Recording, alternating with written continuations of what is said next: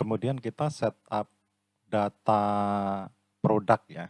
Ini kemudian dari setup, terus kemudian di sini ada data produk. Nah ini sudah ada contohnya, ini sebenarnya hanya contoh saja.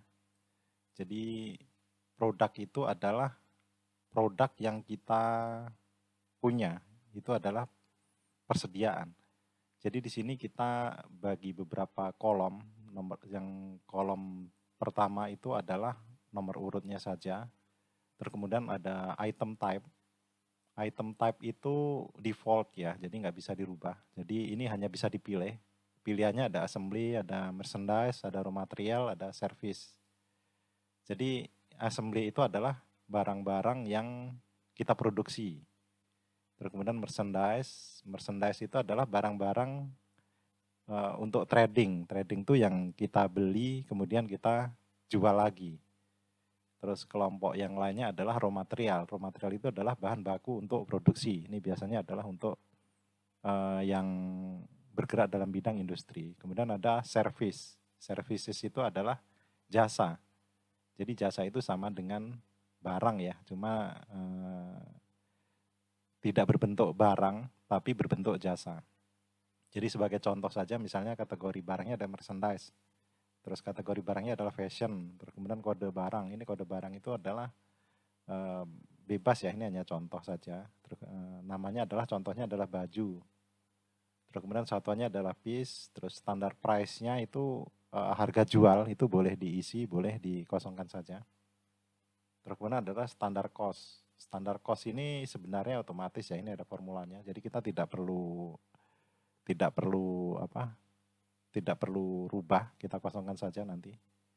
Nah kemudian ada barcode. Barcode itu kedepannya kita akan support barcode. Jadi adalah kode barcode. Itu boleh kita kosongkan, boleh kita isi kalau kita punya.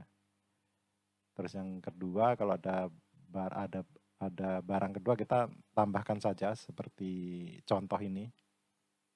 Ini kita kategorinya misalnya elektronik, misalnya ini kodenya A01001, nama barangnya desktop komputer misalnya, ini adalah satuannya.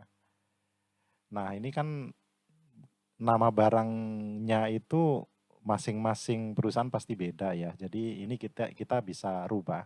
Cara merubahnya sebenarnya juga cukup mudah karena ini Excel. Jadi misalnya kita beda dengan contoh ini, kita bisa hapus ya. Kita bisa kosongkan saja. Seperti ini, baru kemudian kita isi sesuai dengan nama produk yang masing-masing yang kita punya. Misalnya kita bergerak dalam bidang dagang, berarti kategorinya adalah merchandise. Kategori barangnya misalnya fashion misalnya saja. Ini boleh juga ya, ini hanya contoh saja. Nah kode barangnya misalnya kode kan terserah ya, ada A sekian misalnya, nama barangnya sesuai dengan barang kita, contohnya saja sepatu misalnya, seperti itu. Contohnya piece atau sesuai dengan satuan barang kita ya tentunya. Nah cara isi master produknya seperti itu. Jadi ini bisa diisi ke bawah, bisa 12, 13 seperti itu. Misalnya produk kita ada banyak, jadi nggak masalah ya kita isi ke bawah saja.